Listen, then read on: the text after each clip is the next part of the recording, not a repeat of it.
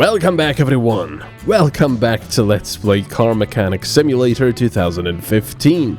Well, our shop is empty, so naturally we're going to be off to the auction center. Let's go. And here we are at the Chinese fish market, I mean the auction place. I don't know, it just feels like a Chinese fish market because you can hear the stuff in the back sometimes and it just sounds like Chinese language, and I don't know. The sounds sound like a fish market for some reason, with the water running and stuff like that. Maserati Quattroporte. Why not? I've got a lot of money. I can probably buy it. There's also DeLorean DMC-12, Malak, Sakura, Royale, Bentley T-Series. I'm gonna take the Bentley T-Series as well, I think. So I'm gonna raise this until I win. Until we win, of course.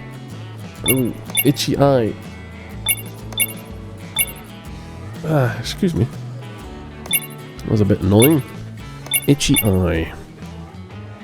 More annoying is probably the itchy nose. That's much more annoying, actually. Come on.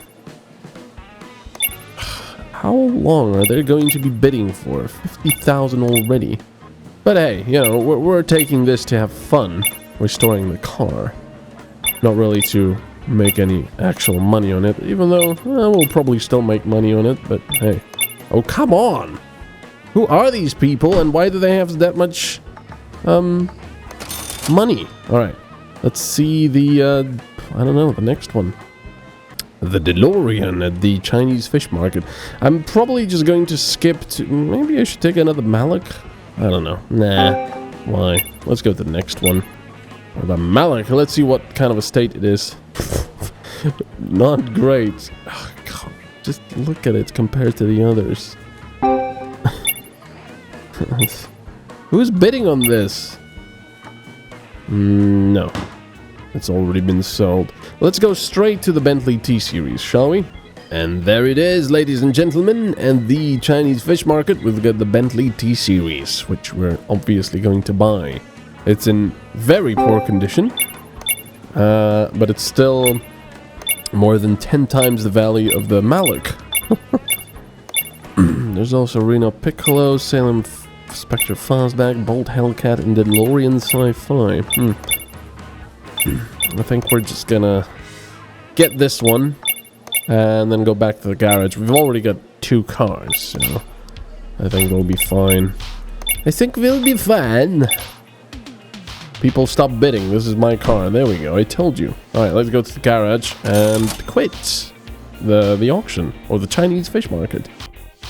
Man, this game has a long loading time. Just look at this V8 motor, a big ass V8 motor. Right, let's do the old car first. Man, it's in poor condition. Look at that. Right, so first of all, let's just fix both of the cars.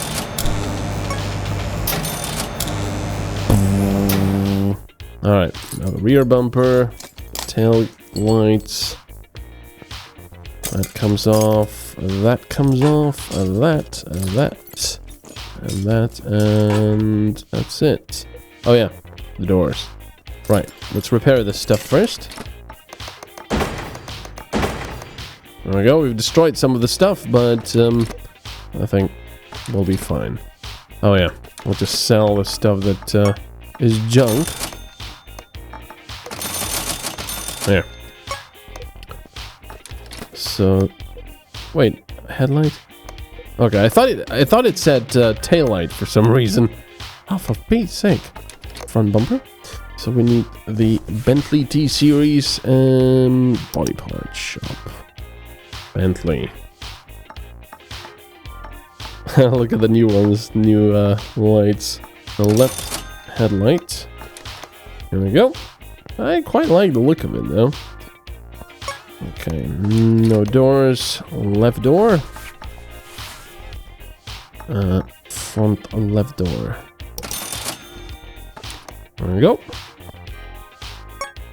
It's quite fortunate that we can find all these parts, you know, just being sold like this, even though it's such an old car. Quite amazing, actually. right tail light. And the rear bumper, which of course we don't have. There we go. It's looking a lot better now. Okay, front, oops, front, rear, front, rear right doors. Rear right door, there we go. Now that's looking a lot better now. Of course, if we look under the hood, there's quite a lot of wrong. But, yeah. Alright, look at that. Air filter pipe. Yeah, but see, that's proper. They've they put the air filter here, and probably it's got a nice little entrance from the outside, so it's got fresh cold air coming in. There's a throttle, and it's got dual carburetors. Look at that manifold. Bloody hell, that's a lot of screws. Alrighty then. And it's all in very, very poor condition. I'm guessing this engine doesn't even run because it's in such poor condition. Alright, let's take some of this stuff off. The radiator, the fan, so we can actually see the engine properly. There's all the belts. See, the timing stuff is my least favorite to work on, just because there's so many small parts that I have to keep looking up on the tablet and buying. And they're all like serpentine belt, B, I6, blah, blah, blah, this, that. It's a little bit annoying, but oh well, what can you do? There's an idler roller bracket, interesting. And the second half of the cover. Well, actually, interesting, the water pump forms part of the cover itself. Quite interesting. Power steering pump, look at that great big pump. It's quite cool, of course, because, I mean, this car would need the power steering because it's so heavy. No, I didn't want to do that. Oh yeah, I need to drain the oil as well. I have to remember that.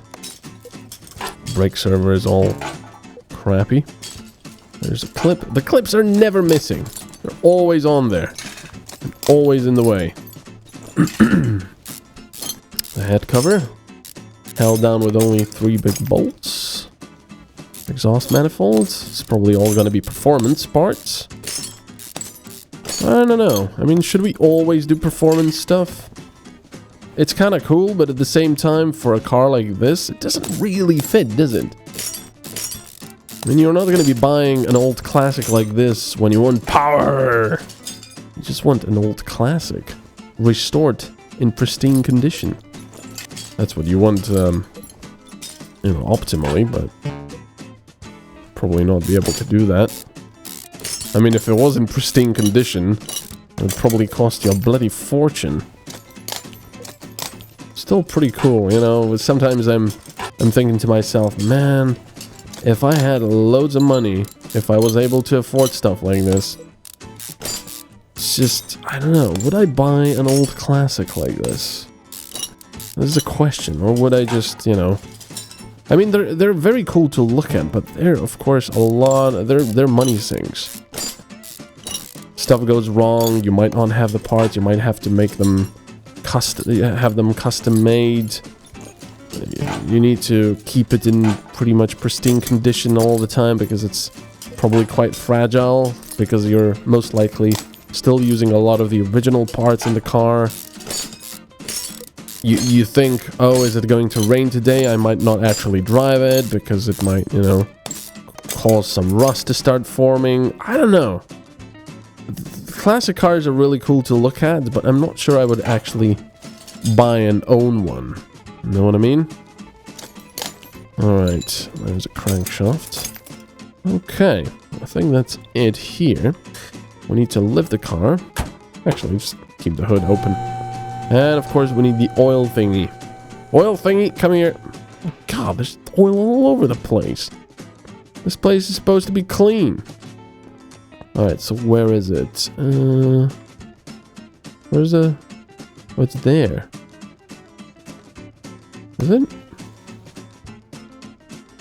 Yeah, it's there. Ooh, there was very little oil in there. Fairly good nick, though. Can I press on any of this? That'd be cool. Cappuccino d'orzo. Cioccolato. Brake fluid. I've never seen this before. Look, cappuccino, latte macchiato, caffè espresso, caffè lungo, mochaccino, caffè d'orzo, cappuccino solubile. What? Engine coolant. Yeah, limone, caffè solubile macchiato, capchiok solubile. What the hell is that? Pure motor oil. Can I? Oh man, I can't click on it. That is funny. I didn't see that they actually put proper little things on this.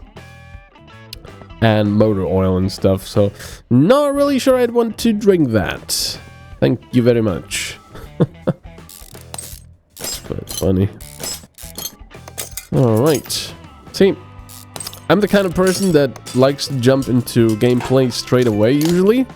But, for example, Jesdemel, you know, in her Gaming with Jesdemel channel, she's the kind of person that likes to spend the first hour just checking things out, checking little details, seeing if, you know, if I don't know, the food on the plates is just a picture of the food or if they actually modeled the fruit and vegetables and everything else. And of course, she would quickly figure out that you can order pure motor oil on the coffee machine, whereas I've only figured that out now. But oh well. Okay, let's take the rubber bushings out because they're gonna have to come out anyway, and well, I can always forget it. Well, actually, I don't forget taking them out. I forget putting them back in. That's what she said. Sorry. But, of course, I am still a child at heart. Man, I need a drink.